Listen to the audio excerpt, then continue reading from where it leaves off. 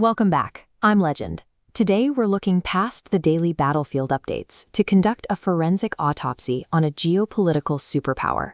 We are witnessing the real-time fracturing of the Russian state's core sovereign systems. This collapse is driven by three specific pressures: Beijing's geoeconomic trap, the freezing of Moscow's internal financial markets, and an asymmetric war that is neutralizing its conventional ground forces. These trends reveal a larger reality. We are watching a nuclear state go bankrupt. The baseline for this collapse began with a forced economic pivot. When Western sanctions severed Russia's energy ties with Europe, Moscow had to redirect its entire export strategy toward Asia. This map details that exact pivot.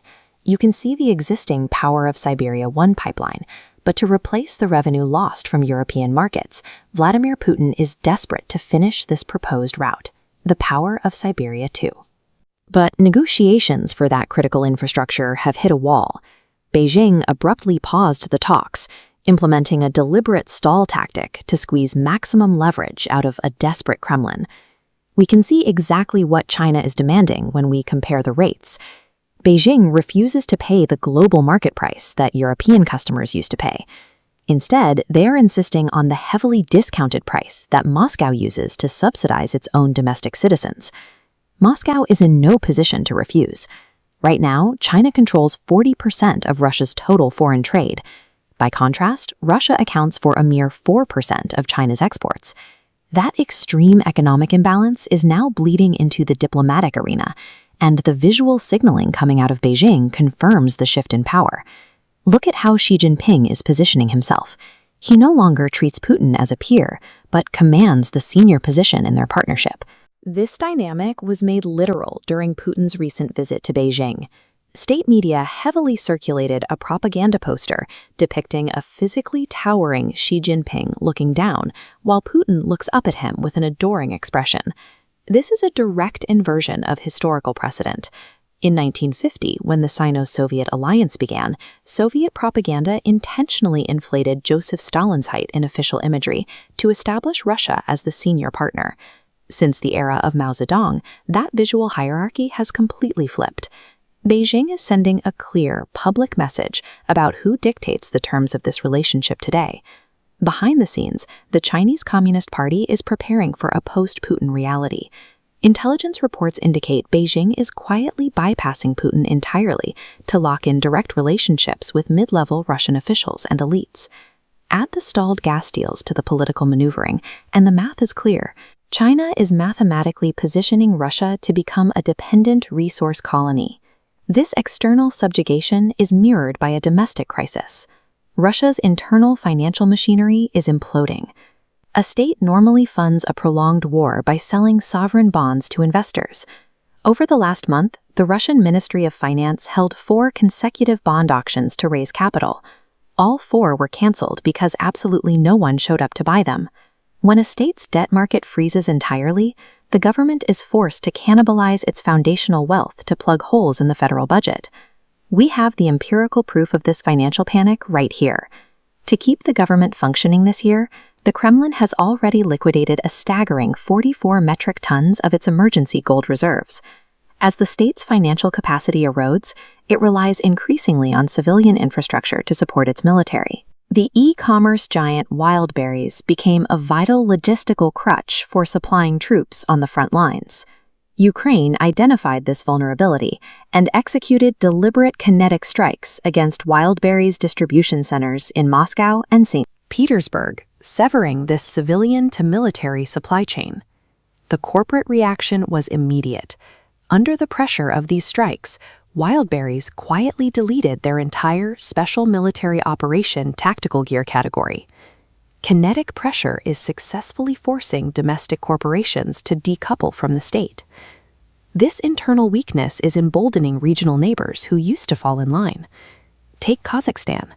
During a recent summit, President Tokayev sat on a stage beside Vladimir Putin and publicly instructed the Russian leader to halt the war in Ukraine. When a government cannot sell its own debt, cannot protect its internal supply monopolies, and gets publicly scolded by its closest regional satellites, its sovereign integrity has functionally failed.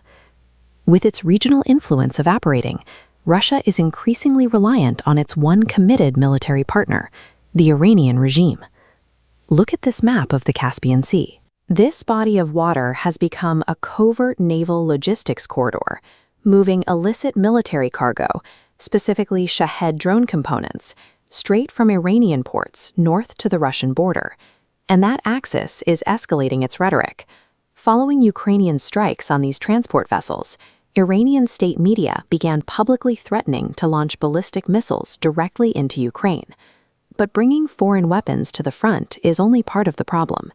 On the ground, Russia has to figure out how to defend against highly effective, localized, asymmetrical threats. To protect its logistics and troops from aerial drone strikes, the Russian military has poured resources into immense physical infrastructure, stringing up heavy metal nets over roads, refineries, and bunkers. In response, Ukrainian forces engineered a cheap, crude, and highly effective munition to neutralize those defenses, the fence post bomb. This schematic shows the baseline physics of a Russian defensive position. Trenches are reinforced with thick timber, packed earth, and steel sheets, all covered by anti-drone netting. The goal is to trigger an incoming grenade to detonate on the surface, allowing the roof to absorb the blast and protect the soldiers underneath. The new Ukrainian munition turns that defense against itself. Using a hardened steel spike and a delayed fuse, heavy drones drop this long cylinder vertically. It punches cleanly through the netting, the dirt, and the steel, delaying detonation until it is inside the structure. The very roof designed to protect the soldiers now traps the explosion inside, turning the bunker into a fatal pressure cooker. Russia is pouring capital into static, rigid defenses, only to be defeated by a high lethality, low-cost, asymmetric innovation. It is a perfect microcosm of their larger geopolitical failures. These disparate data points are all interconnected symptoms of the same disease.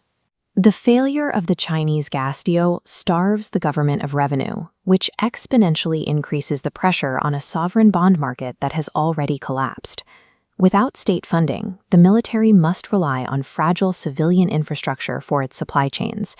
This makes critical nodes, like e-commerce warehouses and oil refineries, highly vulnerable to asymmetric kinetic strikes.